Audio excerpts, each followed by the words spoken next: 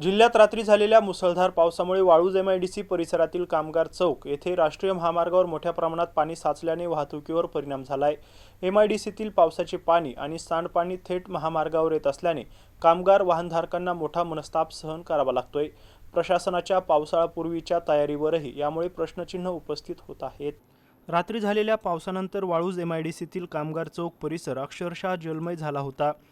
एमआयडीसीतील पावसाचे पाणी आणि सांडपाणी निचऱ्याची योग्य व्यवस्था नसल्याने थेट राष्ट्रीय महामार्गावर येऊन साचले। त्यामुळे रस्त्यावर मोठ्या प्रमाणात पाणी तुंबल्याने वाहतूक संथ झाली असून दुचाकीस्वार, चारचाकी वाहनधारक आणि पायी जाणाऱ्या नागरिकांना मोठी कसरत करावी लागते। कामगार चौक हा एमआयडीसीतील अत्यंत वर्दळीचा भाग असून हजारो कामगार याच मार्गाने दररोज प्रवास करतात।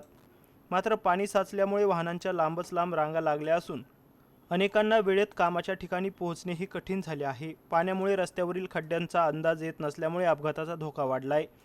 स्थानिक नागरिक आणि वाहनधारकांनी एमआयडीसी प्रशासनाने संबंधित यंत्रणांनी तातडीने पाण्याचा निचरा करून कायमस्वरूपी उपाययोजना कराव्यात अशी मागणी केली आहे। अन्यथा प्रत्येक पावसात याच समस्येला सामोरे जावे लागणार असल्याची नागरिकांनी खंत व्यक्त केली आहे। अशोक साठे, एमसेन न्यूज, वाळूज, छत्रपती संभाजीनगर।